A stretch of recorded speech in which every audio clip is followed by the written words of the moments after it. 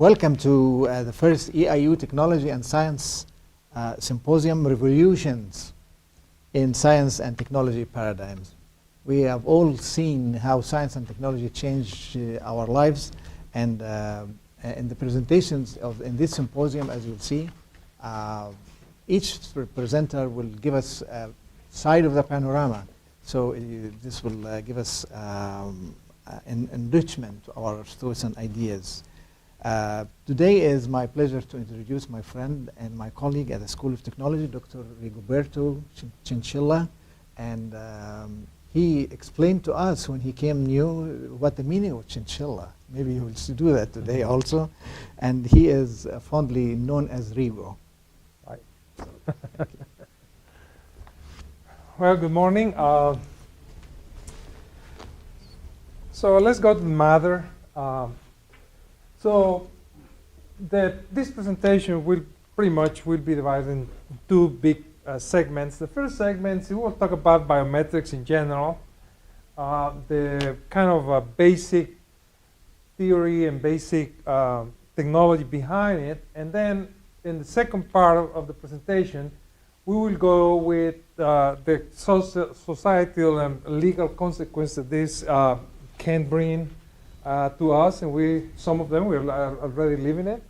All right, so just biometrics is just a study of any measurable biological characteristics. Could be anything as far as every human possesses, as far as what we measure is discriminatory, meaning what we measure can uniquely identify every human being. Now, when we put the security on it, we say, well, we are talking about something that we can measure almost instantaneously, okay, and typically by a computer to check the identity of an individual. Why biometrics? Well, it's perceived that is necessary. I'm not that convinced of that, but it's perceived that is necessary for many everyday actions, like, for example, to pick up a child from a daycare, boarding an aircraft, performing financial transactions, and mostly accessing facilities. Anyway, it doesn't matter the rationale. The belief is that by implementing biometrics, okay, we will have a high degree of certainty regarding the individual's identity, which that I will say is kind of a myth. We will touch that a little bit. This is perceived, it is expected that these benefits, it will save money, save lives. However, still the initial investment is pretty high. So we're talking about savings in the long run.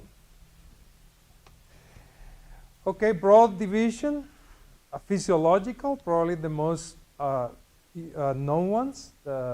When we basically measure some kind of biological part of our body, fingerprint, hand geometry, the iris, or retina, and behavioral. Basically, the big difference is that typically the physiological biometrics can be catched quickly. The file in the computer is smaller, and the behavioral biometrics, it needs a bigger file in the computer, and it takes many samples to figure out. So the physiological biometrics are rich enough to just to put my fingerprint in one shot, or just the camera, and say, okay, let it go. Behavioral, I need to talk for a little bit. I need to move for a little bit in order to catch the information. Okay, so many samples typically are needed, or at least one long sample.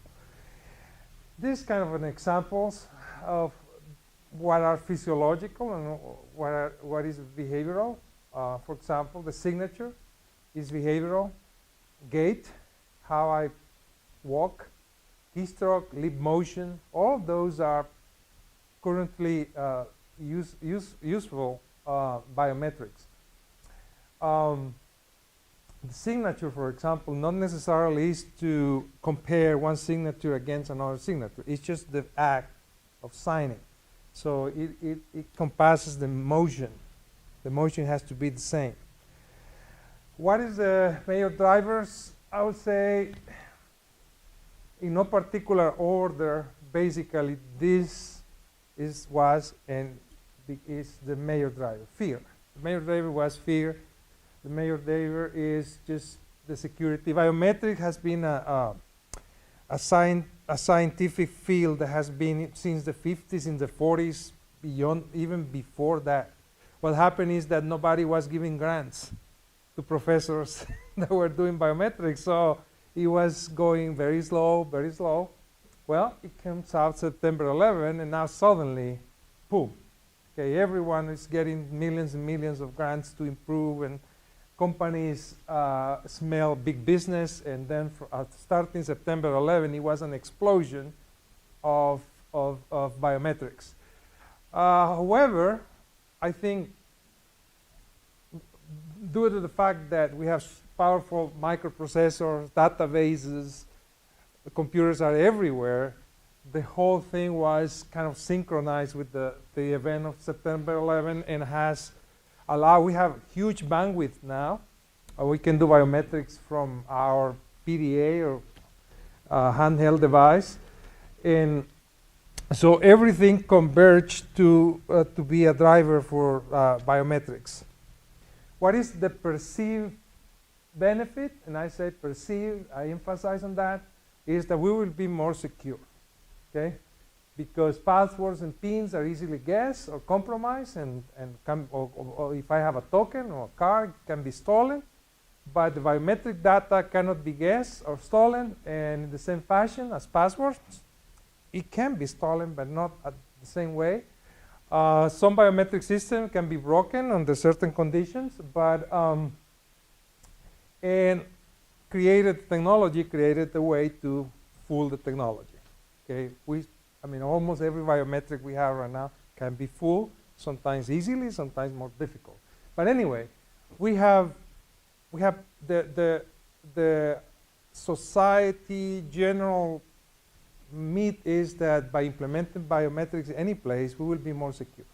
Okay, so and this has brought profound consequences, and we will discuss that a little bit later. You cannot forget your biometric. I mean, if it's your face, it's with you. But that has a huge also dark implication, and we will discuss that a little bit later. People feel that it's fun because I don't have to remember a password. I don't have to have a token with me. I just put my face and get into it, and look, we are better now. Well, also biometric has and this is, I believe, is a very nice characteristics, because not all biometrics are equal. So, for example, if you go to a level of the retina of the eye, that's absolutely discriminating. So sometimes you put, let's say, to enter, you can divide privileges. To go to this area, you just need the fingerprints, but to go beyond that, you need, for example, the iris, and to go beyond that, you may need the retina and passwords and so forth. So, yes, there are better biometrics than others in terms of security, or at least discriminating properties to identify humans. The perceived benefit is that it's fraud deterrence. So right now, the very presence of biometrics in a facility is kind of a, if it's a criminal, kind of say, well, maybe we have to go out, or we don't have to try it. And it's just because it's new. Once the criminals are, in 10, 20, it will be so common that probably will not be a deterrence anymore when many devices to beat the biometrics will be created, for sure. So I will say the field of biometrics, we do two things. The first is verification. In verification, I go to a place and I say, I'm Rigo Chinchilla, I need access or I need certain services. So what the biometric system will do is it will take my sample and compare again a sample who is a database, in a database. So it will be in comparison 1-to-1, all right? Typical application accessing a facility. That's what we call verification. Identification, by the other hand, is it's a little bit different because in identification, you don't need to provide your name. You say, guess who I am, okay? Who are you, as the CSI TV song says, you know? It's more like for criminal purposes or when you are trying to figure out who that person is. So you put your fingerprint or you put the face, and then the sample is compared against all the database. It takes time, okay? It could take days sometimes. It depends on how big is the database and how lucky we are in comparing the sample. So these are the broad two things that we do with biometrics. In bio ID, it can be a positive identification, meaning is okay, is the individual is a member of the database in a positive, is called in a positive way. I mean, because negative way is called screening, which is a list of criminals. Just to verify that I'm not in a blacklist to board a plane, for example. So when we are, typically the biometric we know more is the positive identification, and it has what is called a false accept, is when an intruder enters the system, is allowed by the system, even though the intruder does not have rights. So that's what we call a false match or false match rate, which implies how many individuals in many were falsely accepted by the system. And then we have what is called the false reject. So legitimate users are denied from service. We will call that a false non-match rate. Okay, so let's see how this looks like. Let me see if I can do this. Yes, it has a pointer here, or is here? Is this one? All right. Okay, so one kind of misconception in the general public. I've been in this field for about 10 years right now, at this point, and when I ask people, the general misconception is that if someone takes your biometrics, in reality, what the computer does is compare a picture against a picture. And that's not true. At the end, you know, when we take a biometric, the computer really only extracts certain points. It doesn't extract all the points. That's why typically you cannot reconstruct the images from the points you extract. So certain points are extracted, and a template is generated, and at the end, the template is nothing more than zeros and ones in a memory. So it's not different than any other file, any other Word document. At the end, we have just ones and zeros, okay? And again, in the database, again, we will have a bunch of ones and zeros, a combinations of ones and zeros. And in biometric system, in reality, it does not compare images. It compares ones and zeros against ones and zeros, okay? This is some typical misconception, you know. Say, well, it's comparing my finger. Well, yeah, but, you know, basically the algorithm that goes from here to here is the key. The mathematical algorithm and the program that converts a series of ones and zeros from an image is what is the key for that. I always tell my students, the only two persons you need to start a biometric company is a mathematician, a very good mathematician, and a very good programmer. That's all that you need, because after that, sensors are just common sensors. Databases are the same databases. There are just ones and zeros.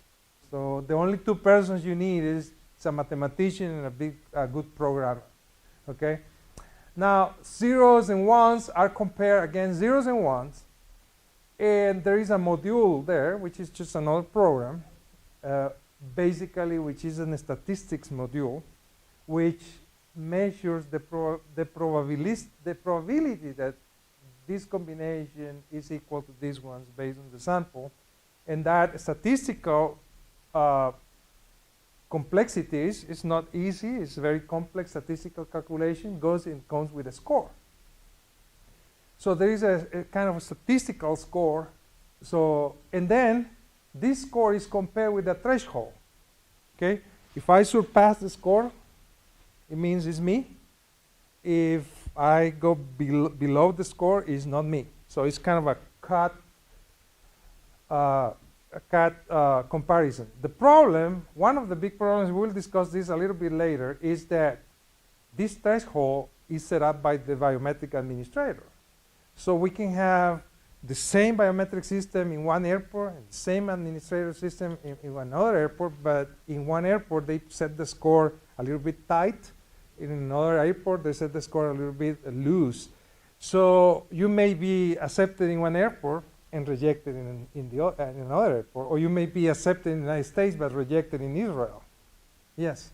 By tight and loose, does that mean like maybe you fudge your finger just a little bit and it will allow for that, or it won't? Like Yes, how yes, they exactly, say- exactly. The variation, if I put the threshold pretty loose, you know, even big variations, it will be accepted, but also means that the security will diminish. Okay. But the big thing here is I use statistics here, and then based on that, the individual is accepted or rejected. Okay, so let's begin to see what's in this. The enrollment process, so build the database, is the more complicated part, is the more key part of it. Quality enrollment is a critical factor. By quality means that the sample is rich enough to be used as a biometric. Okay, that's what we mean by quality. Generally speaking, when we enroll in a biometric system or template, which is ones and zeros, we'll go to a database. Okay, and here's the problem. The first big problem is that enrollment is, in order to do enrollment, I have to say, well, birth certificate, passport is what typically you use to enroll, or your driver's license. But here's the big problem. And I tell this to my students in every class. I say, do you think that in a very small town, or maybe in a large city, I'm not saying small towns are more criminals than large cities, but do you think that with $15,000 I can get a false birth certificate? Everyone say yes, you know. So if I can get a birth certificate with that money, I can get into the database of the biometric system. So you see, the biometric system is as secure as the process of getting a document. So you have a big biometric system, but if you have a weak system for getting documents, it doesn't matter. It's not more security.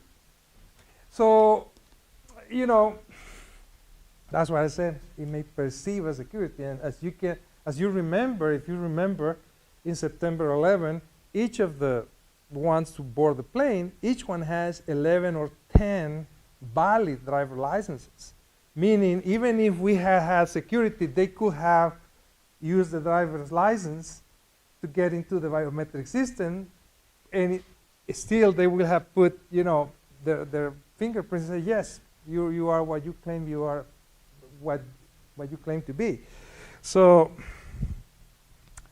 again, the template is just ones and zeros.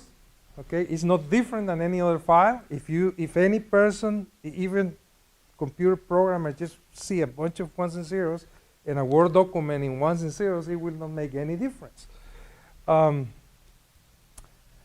So most templates, especially the physiological biometrics, occupy less than 1 kilobyte. They're very small. And here's the problem. Most algorithms, the mathematical algorithm to pass from the image to ones and zeros is proprietary. So they cannot release that because it's kind of the secret recipe, okay, of the company. So basically, what my fingerprint looks in ones and zero combination for one vendor, it looks absolutely different mixing of ones and zeros for other vendor. And that has been a big problem so far because we don't have interoperability yet. You begin with Hitachi, fingerprinting equipment, you have to stick with that, typically, because you cannot send the ones and zeros to the other database because the algorithm, and then if you say, well, give me your algorithm, no one will do it because it's proprietary. Well, I will compare more than for the ones we are a little bit older. You remember the time probably 30 years ago, 25 years ago, in which if you get the IBM computers, you have to stick with IBM computers and you cannot change of the computer. It's kind of the same thing, okay? And the government is just going crazy trying to fix this problem, the compatibility problem. The other thing about the template, and let's come back just pretty quickly here, is that it will be, I can tell you almost 100% secure that if one day you enroll and you have a combinations of ones and zeros, if you enroll by the next day, it will be a different combinations of ones and zeros. Why? Because you cannot control the pressure on top of you cannot control the humidity sometimes, okay? You cannot, there are several factors that you cannot control.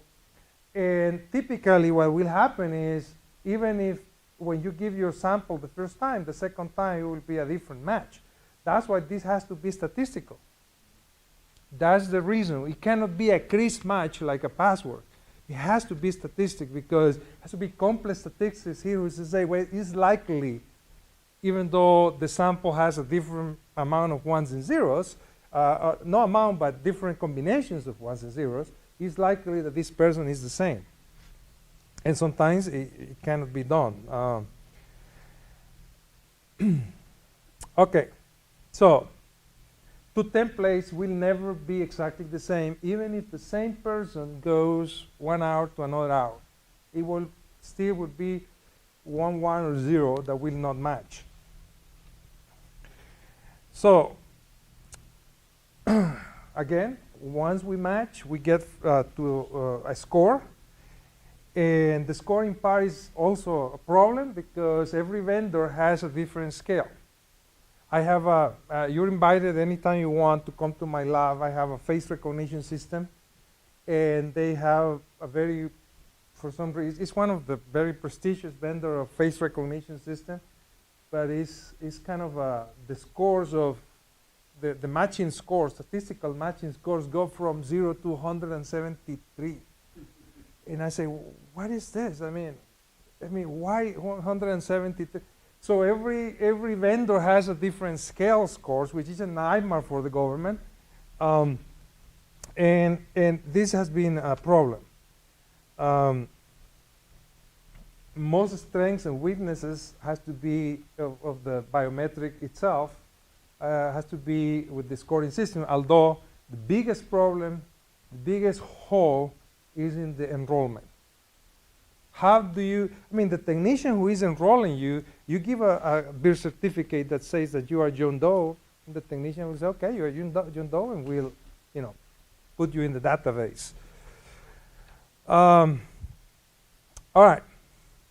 The kind of decisions we can match, say, well, we can say the degree of matching is okay, we cannot match, and also biometric system has the inconclusive. We cannot conclude who this person is. And then if there is an inconclusive, then it goes to plan B, which typically goes to the ground truth about, You have to show some kind of documents or so forth.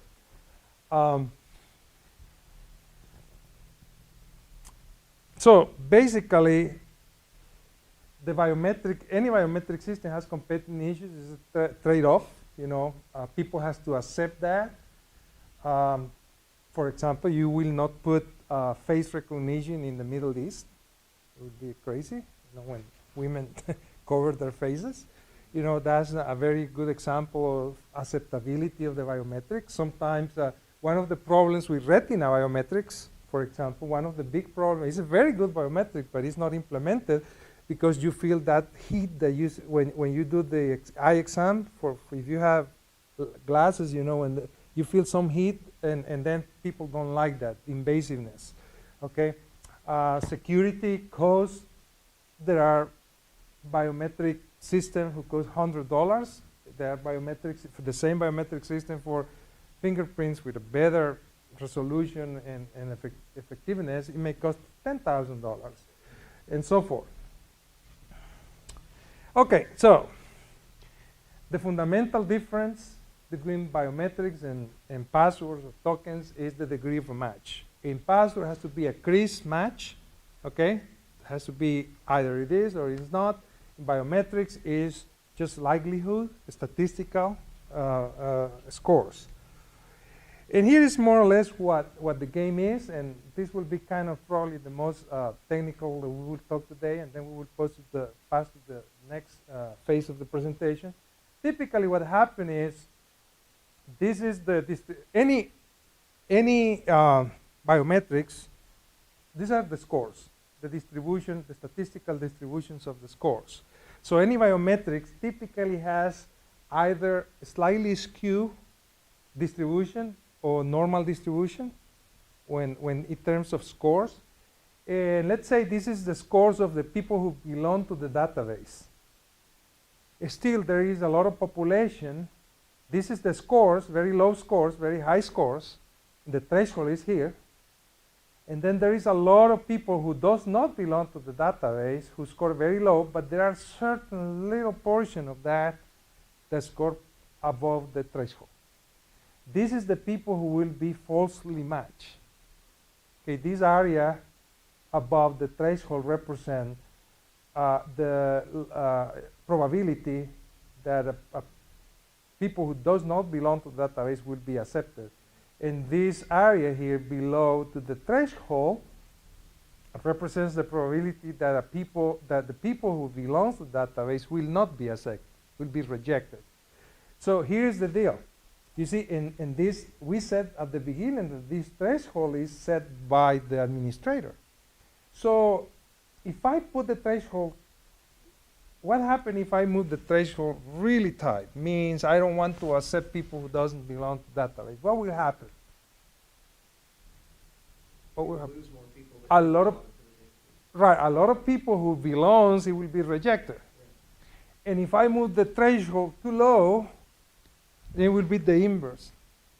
Okay, the contrary. A lot of people who does not belong to the database will be accepted. So putting the threshold is a key part of a biometric system. And what happened when I begin to move the threshold from here to here to here to here and begin to record the areas or the probability, we come with what is called the ROC curve, which represents the way the biometric system works. Basically, if you put the threshold, these are the threshold points. If you put FMR or false match rate very very tight, you know, I need a lot of security. But then what happens is the convenience, a lot of people that belongs to the database will be rejected. And I say, well, I want a lot of convenience. I don't want my clients shouting that they are not accepted. Then you're opening the security of the biometric system. And we cannot avoid that. The day someone creates a curve, a biometric system has a curve like this, there will be millionaires. But kind of physically impossible right now. So this is kind of the basics of the theory of biometrics. So let's go with the problems, the societal problems. Enrollment process. Again, we already talked about this.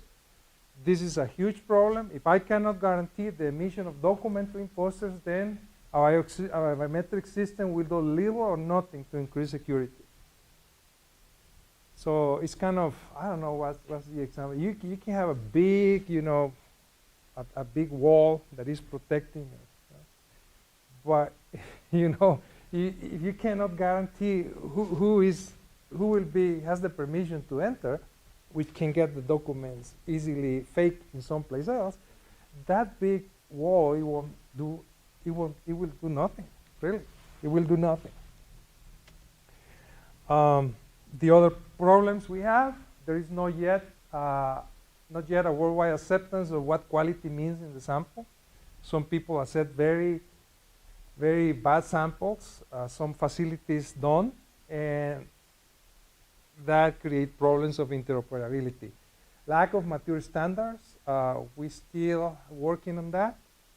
Just to give you an idea, about 8 years ago, I went to Washington, D.C. to a big biometric gathering, and there were these generals and all these people from the Department of Defense and all the people involved in this. And there were no standards at that point, and they were like saying, hey, who wants to be in the standard committee? just come here, let's start this because we are desperate. So still we are working on the standards. We don't have it. Although this is, I will say in the last 3 or 4 years, has been a lot of progress on this. Some of the another technical problems we are building massive facilities with biometrics, but we still don't have the technicians prepared for that. Typically, is the person who knows about computers, the person who in the office knows more about computers, that you're in charge. And that's very weak point, because this requires trained people. And that's what we do here in the School of Technology. Okay, we really train them to really administrate a biometric facility. That's what I told my students. After you tell my course, just feel free to go and ask for a job as a biometric administrator, because you will learn to do this in the right way.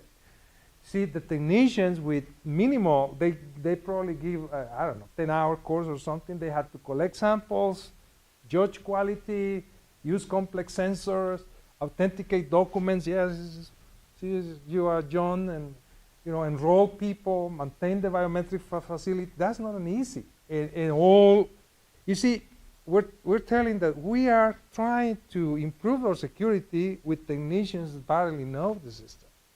Okay, because this has been so explosion that the training has not been in pace with the explosion of the facilities. Okay. All right. Say, well, I cannot forget my face, and it's nice. But by the other hand, I told you that this is not anything different than ones and zeros filed in a database. What happened when someone hacked that machine and extracts all those ones and zeros? Can you change your biometric? When someone stole the password, the company sends you an email saying, hey, you have to change your password because we have a breach in security. You change the password, that's it. Okay? Yeah, there will be losses. But how about if someone just hacks and takes all the biometrics? And that will happen. I tell you, it hasn't happened yet, but that will happen. Still people is hacking the Department of State's computers. So they can easily now stole the biometrics. And believe it or not, paradoxically, it's a paradox. The fact that we still don't have interoperability is still a security feature because of this. Because if someone stole the ones and zeros, it's possible they cannot use the same combinations of ones and zeros in other place. But once we have the whole interoperability in place, If they install these files, they can use it all over the place. Okay, so that's scary. So we are not as secure as we think if the hackers can obtain those binary files as they obtain any other binary file. And once you lose your biometric, how you will substitute it? Tell me. There is no way. If someone has my face biometric and it's interoperability all over the place, how I will say, well, now what we do? There's nothing to do, unless you change your face or something, okay? Let's discuss some social consequences of this. What happens when the biometric is used for surveillance purposes? Did you give them permission? Did you consent that they, put your face or, to use your face against a negative, to do screening or negative in ID?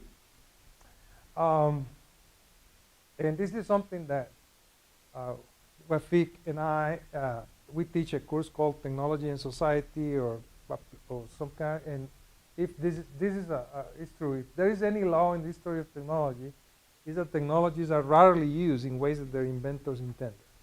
Okay, for example, if you go to the rec center, okay, I'm a gym rat. I go to the rec center.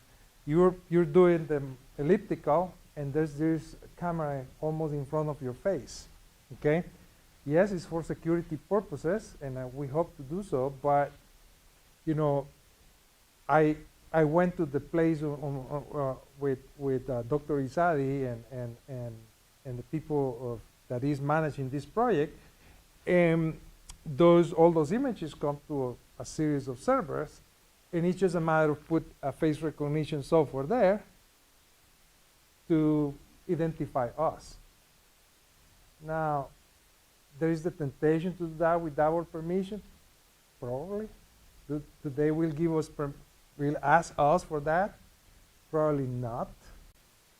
And we will go to that in a few moments. Are the minorities disadvantages in biometric applications? Well, they figured out something in 2002 that, for example, males were easy to identify than females, and Asians are easy to recognize and identify than whites, and African Americans are easy to recognize than white. And I didn't believe this, and with the chief police of Charleston, Lieutenant Baker, which was my student, he did his thesis with me, and we said, let's try to, Brian Baker. So with Brian, we spent 1 year just researching this. Let's try to prove this. And we went to several experiments and several things, and we published a paper about it. And we corroborate this, at least, or by the biometric system we have in our lab. If you are, what we did is Brian get permission to work with 3 very dark complexion officers and 3 very white complexion officers, and we went to several tests for a year until we proved that it's true that black complexion people is easier to identify than white complexion people. So at this point, nobody knows this widely. I guess in the future, some kind of suit will come because of this. Population with disabilities are discriminated.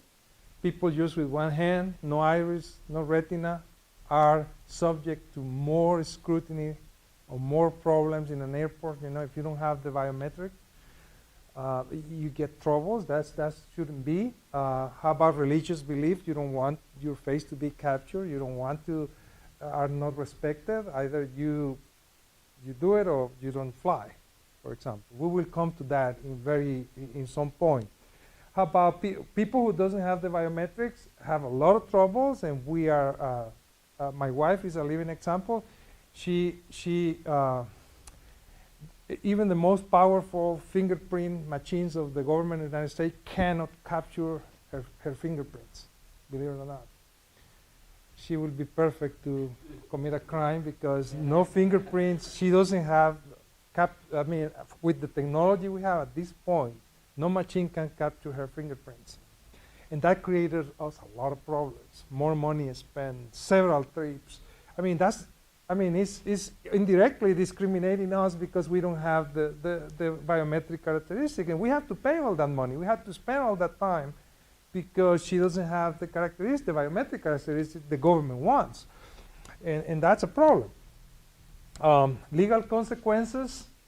Here I have to read the Constitution and the amendments when I wrote this paper, and I went through the several concepts, but basically is that what we're trying to say is that in our Constitution, there is a limit in how the government can mess it up with us in terms of our privacy, okay? And also,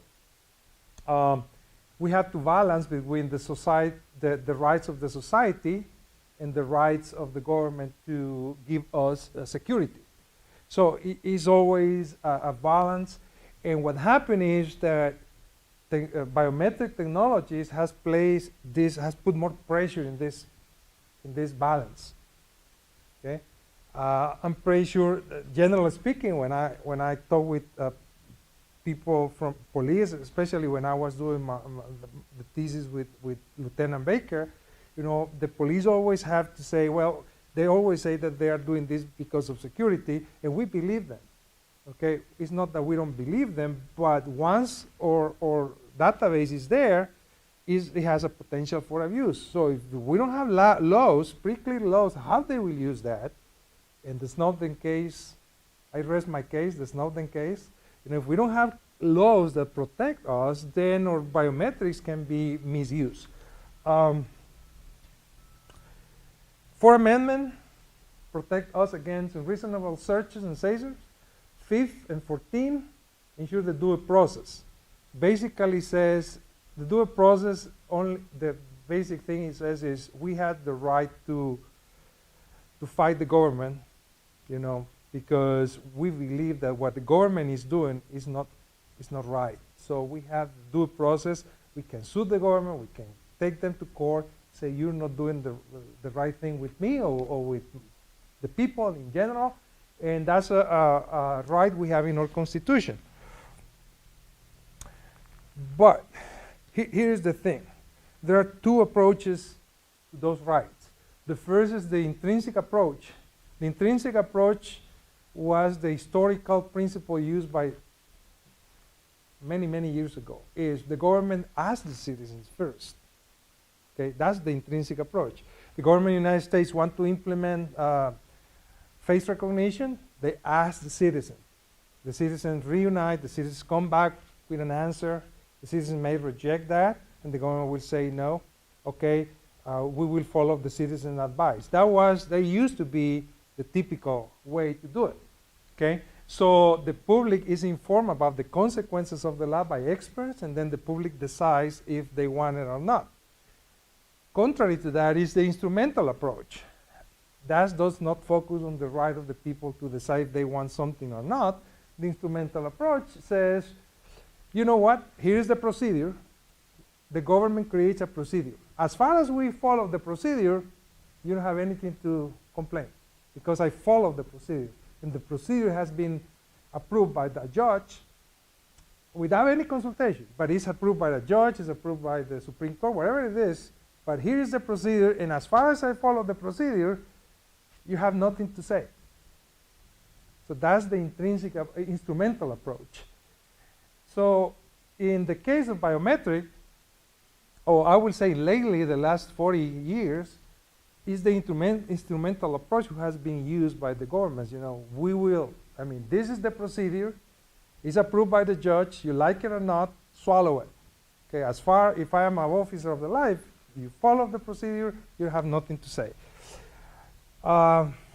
So, in the name of security, the implementation of biometric technology has followed the instrumental approach. sometimes in the name of the security also, we have been passive subjects. Don't say anything. It's for your security. Just don't even think about it. It's for your security. You know, you have to. It's imposed. You have to give me your fingerprint. You have to give me your retina. It's for your security. Don't say anything. It's approved. So the public at the same time has not been properly informed of all these problems. Biases in the algorithms for your complexion, all the problems that we have mentioned before. So once lawyers and general public begin to understand this, believe me, it will be a lot of suits. Now, do I have the right to privacy to, if I go to the, I tend to believe that if I go to the rec center, I don't want them to capture my face. I think I have that right, but the police or the rec center or the EAU doesn't believe that. You know, no, we can capture your face. It's not, but still we will see a wave of litigations in the future about this, you know, and I don't know what will be the end, but typically we have laws because, for example, the Supreme Court ruled that your face is not private. So at that point, they say, okay, so we can capture your face, you know, and you don't have the right to say nothing.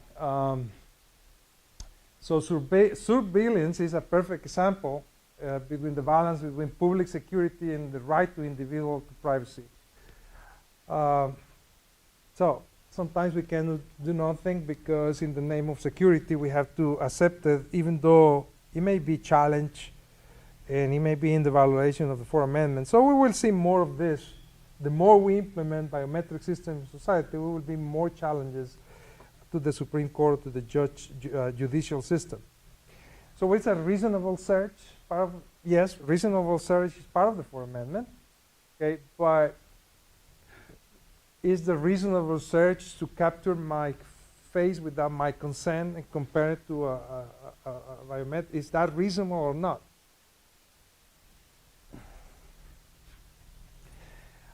And this is I will finish with this. One thing that has aggravated this legal thing is that we have kind of two generations. You know, every time I go to Facebook and I see all those squares in the faces, I get really scared. You know, but for new generation, they seem like as fun, as okay. So, because what happened is once Facebook has my face, they are building a database with that recognizes me, and if you read the fine print of Facebook, they say they belong to them. So my face belongs to them. If I want to use Facebook, my face in that database belongs to them. So I have lose my right to privacy just because I want to use Facebook.